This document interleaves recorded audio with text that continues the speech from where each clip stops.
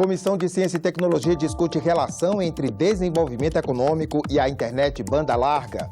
Aprovado o projeto que proíbe importação de peles e artigos derivados de cães, gatos e coelhos domésticos. Relator do Código de Aeronáutica defende regulamentação dos serviços auxiliares pela ANAC. Boa tarde. Conectividade é uma fonte de conhecimento para você?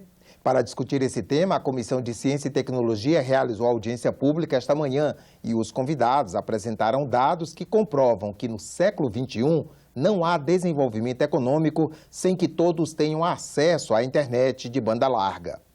Santiago Gutierrez, presidente da UITSA, Aliança Internacional das Entidades de Tecnologia da Informação, revelou que o Brasil está apenas na posição 90 entre 130 países avaliados em termos de propensão para explorar essas tecnologias. Ele disse que os senadores têm uma grande responsabilidade na mudança desse quadro, propondo e acompanhando políticas públicas que incrementem o acesso às TIs, às tecnologias da informação. Qual é o mais valioso ativo de uma empresa, de um negócio de tecnologias de informação? O mais valioso ativo são as gentes, são os recursos humanos. A conectividade estimula a inovação, mas a exploração de todo esse potencial, de acordo com os convidados, exige marcos regulatórios adequados, um ambiente propício aos investimentos de risco e mão de obra qualificada. De um lado, um enorme desafio para um país continental como o Brasil. De outro, um caminho fundamental para que possamos alcançar o desenvolvimento econômico no século XXI. Foi dito sobre a relação de causalidade entre banda larga e crescimento econômico.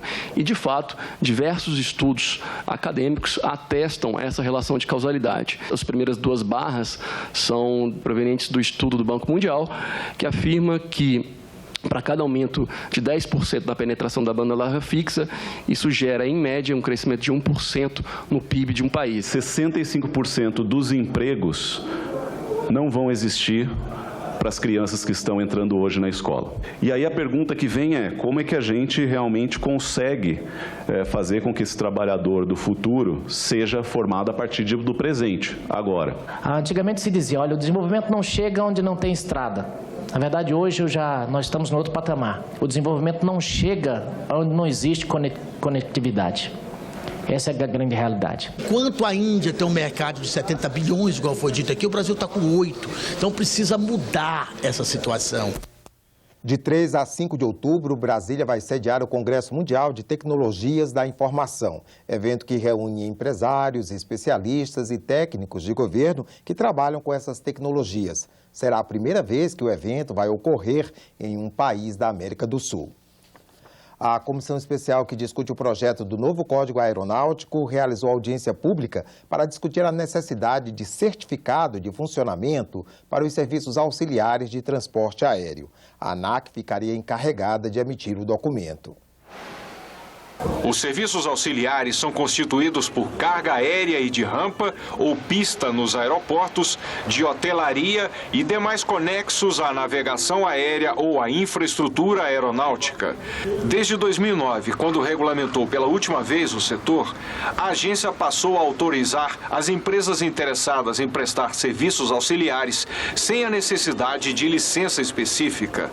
O representante das companhias aéreas reclamou dos preços abusivos cobrados por essas empresas de serviços auxiliares e defendeu a regulamentação para evitar monopólio. Quando defendemos a participação da regulação, é no sentido, primeiro, de assegurar essa flexibilidade de escolha, que não haja monopólio. Em segundo lugar, que esse custo ele seja compatível e não que não haja uma explosão de custos, que também podem ser acarretados pelo monopólio ou até por uma regulação excessiva. O relator do novo Código Aeronáutico afirmou que muitas questões são técnicas, por isso não devem constar da lei. Mesmo que o Código não diga nada a esse respeito, mas a própria lei de criação da ANAC e a esfera de competência da ANAC imporá à própria agência a necessidade de observar todos esses pré-requisitos na análise do processo de certificação das empresas prestadoras do serviço. O representante das empresas que administram aeroportos sugeriu a exclusão de um ponto do texto que está sendo discutido: os aeroportos autorizados, que seriam concedidos sem licitação. Essa questão do aeroporto autorizado equiparado ao aeroporto concedido, o que na nossa visão vai trazer um reequilíbrio econômico-financeiro monstruoso para o governo, deteriorando inclusive as concessões e deteriorando o modelo exitoso que a gente está visualizando aí.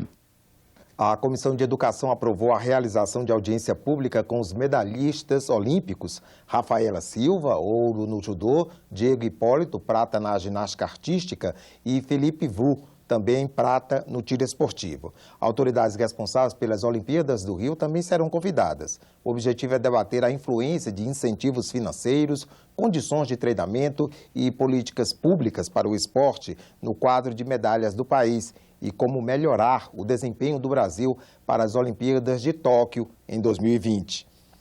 Uma maior participação da sociedade na administração pública, sabatina de autoridades e projeto que proíbe importação de peles e artigos derivados de cães, gatos e coelhos domésticos.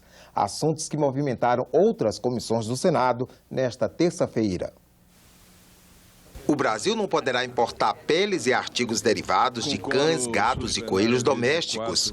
Quanto a animais selvagens, é permitida a importação desse material desde que tenha origem certificada e permissão da autoridade competente. O projeto nesse sentido foi aprovado pela Comissão de Meio Ambiente, Fiscalização e Controle.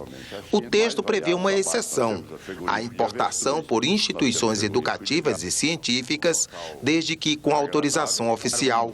A pena para o crime será de reclusão de 1 a 3 anos e multa. É exatamente coibir toda a mercadoria derivada desses produtos nos países, principalmente da Ásia, especialmente a China, onde esses produtos ali, eles são tratados sem o menor respeito às normas legais existentes. Na Comissão de Infraestrutura, os senadores sabatinaram e aprovaram os indicados pelo presidente da República, Raufer Luiz de Rosa para o cargo de diretor executivo e Gustavo Andrade de Sá para diretor de Administração e Finanças do Departamento Nacional de Infraestrutura de Transportes, DENIT, e de Mário Rodrigues Júnior para diretor da Agência Nacional de Transportes Terrestres, ANTT.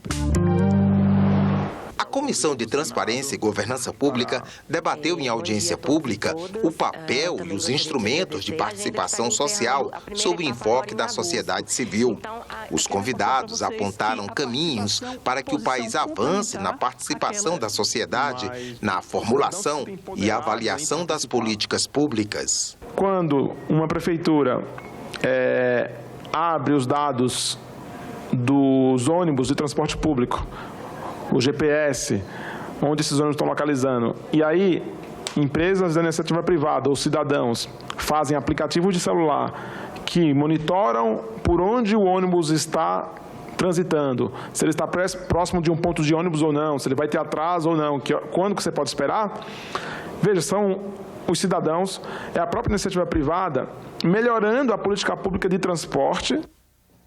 O presidente do Senado confirmou para amanhã, às 11 horas, uma reunião entre os líderes do Senado e o presidente do Supremo Tribunal Federal, Ricardo Lewandowski, para tratar dos detalhes da sessão de julgamento da presidente afastada Dilma Rousseff, marcada para começar em 25 de agosto.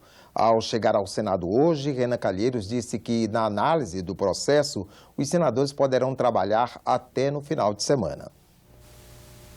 Uma coisa é você fazer numa sexta-feira, num sábado, numa segunda, uma sessão de julgamento do afastamento de uma presidente da República. Uma outra coisa completamente diferente é você estabelecer outros procedimentos, como oitivas de testemunhas, discussão, participação da defesa ou da acusação. Eu acho que essa decisão vai ser tomada amanhã, mas é importante que ela seja tomada para um lado ou para o outro, com a participação de todos. E o presidente do Senado recebeu hoje em audiência o ministro da Cultura. O ministro Marcelo Calheiro apresentou ao presidente do Senado o interesse do governo na criação de novas fontes de financiamento para a cultura. A reforma da Lei Rouanet, com a instituição do Programa Nacional de Fomento e Incentivo à Cultura, e questões do orçamento também foram tratadas na conversa. Nós contamos muito com a colaboração e com a ajuda sempre muito próxima do presidente Renan Calheiros, que sabe que, como nós sempre dizemos, a cultura, sem dúvida alguma, é o principal ativo que nós temos no Brasil, nossos principais patrimônios, e ele merece ser cuidado e com muita proximidade. Outras notícias na nossa página na internet, senado.leg.br/TV. Obrigado pela audiência e continue com a nossa programação.